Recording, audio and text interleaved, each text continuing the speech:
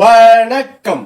நிலமலை தொலைக்காட்சியின் நகர்வள பகுதி செய்திகளை வாசிப்பது மலைகளின் அரசி நீலமலை அன்பில். இன்றைய நகர்வள பகுதியில் சிறப்பு பார்வையாக நாம் பார்க்கவிருப்பது, ஊனம் என்பது மனிதனுக்கு தடையில்லை. எப்படிப்பட்ட ஊனமாக இருந்த போதிலும், பிறக்கின்ற போது நமக்கு ஊனம் இருந்தாலும் அறிவு, ஆற்றல், துணிச்சல், நம்பிக்கை, விடா முயற்சி இது இருந்தால் நாம் முன்னேற முடியும், வாழ்க்கையில் சாதிக்க முடியும், சாதித்து காட்ட முடியும் என்பதற்காக விழுப்புர மாவட்டம் ஆற்காடு பகுதியிலே இருக்கக்கூடிய ஸ்ரீ வித்யா என்ற ஒரு பெண்மணி பிறக்கின்ற போதே இரு கைகள் இல்லாமல் உடல், கால்கள், மற்ற உறுப்புகள் எல்லாம் இருக்கிறது. ஆனால் இந்த கைகள் இரண்டுமே முற்றிலுமாக இல்லாமல் பிறக்கிறார் இந்த ஸ்ரீ வித்யா என்ற பெண்மணி. பிறந்தவுடன் பெற்றோர்கள் இவரை கவனிக்க முடியாத நிலையில் தாத்தா, பாட்டி, பேத்தியின் மீது கொண்ட அன்பாலும் பாசத்தாலும் நேசத்தாலும் அந்த ஸ்ரீ வித்யாவை இவர்கள் எடுத்து பாலூட்டி, சீராட்டி, தாளாட்டி வளர்க்குகிறார்கள். வளர்த்து அதை ஒரு பள்ளிக்கூடத்திலே கொண்டு போய் சேர்க்கின்ற போது பல பள்ளிகள் அவருடைய கை இல்லாத நிலையை, இயலாமையை எடுத்துச் சொல்லி சேர்த்துக் கொள்வதற்கு மறுக்குகிறார்கள்.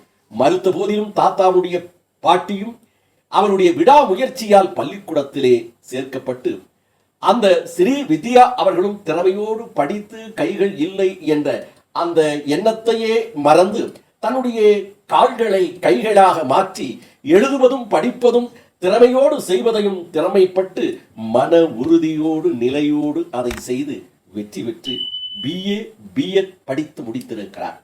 படித்து முடித்து வேலையிலே சேர்ந்த பிறகும் சென்று வருவதற்கு நடைதான், பேருந்துதான், வண்டிகளில் ஏறுவதும் இறங்குவதும் வருவதும் என்ற சிரமத்தோடு வாழ்க்கையை ஓட்டிக் கொண்டிருந்த இவருக்கு பள்ளி ஆசிரியர்கள் அவருக்கு வழிகாட்டி இருக்கிறார்கள்.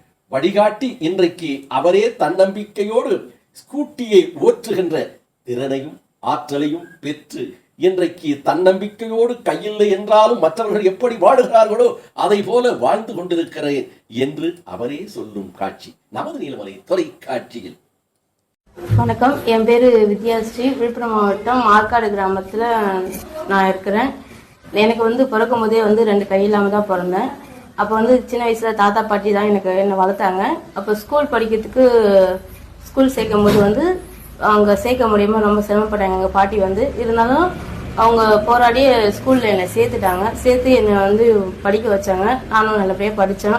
அப்போ அவங்க ஸ்கூல்ல டீச்சர்ஸ், சார்ஸ், ஃப்ரெண்ட்ஸ் எல்லாருமே எனக்கு ஒரு தன்னம்பிக்கையா இருந்து எனக்கு ஒரு முன்னேற்றத்துக்கான இதை எனக்கு கொடுத்துட்டு இருந்தாங்க.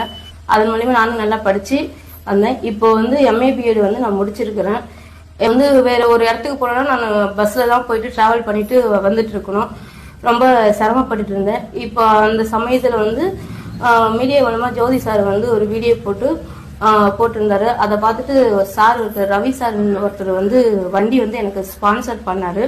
அந்த ஸ்பான்சர் பண்ணது மூலமா அதை சங்கர் சார் எனக்கு ரெடி பண்ணி கொடுத்தாரு. காலாலே ஓட்டுற மாதிரி, அந்த 2 வீலர் காலாலே ஓட்டுற மாதிரி எனக்கு ரெடி பண்ணி கொடுத்தாரு.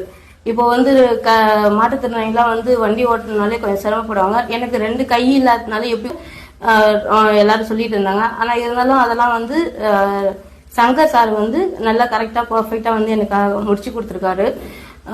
இந்த சமயத்துல ஸ்ரீவாரிக்கும் ரவி அங்கிளுக்கும் சார் ஜோதி சாருக்கு இந்த சமயத்துல நான் நன்றியை தெரிவிச்சு கொள்கிறேன்.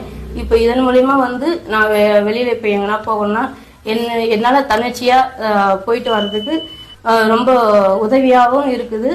ரொம்ப எந்த கஷ்டமும் இல்லை. மற்றபடி மற்றவங்களுக்கு போயிட்டு என்னுடைய வேலையை என்னால் செஞ்சுக்க முடியும். மற்றவங்களுக்கு எதனா ஒரு செய்யணும்னாலும் என்னால் தன்னம்பிக்கையாக போயிட்டு வர முடியும். இப்போ ஆஃபீஸுக்கும் என்னால் போயிட்டு வர முடியுது இந்த வண்டியில். இதன் மூலம் எனக்கு ரொம்ப நன்றி தெரிவித்துக் கொள்கிறேன். மனிதனுக்கு ஊனம் என்பது ஒரு குறையல்ல.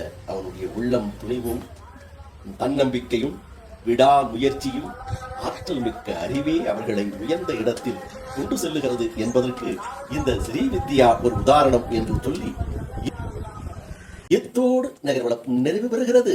வணக்கம்.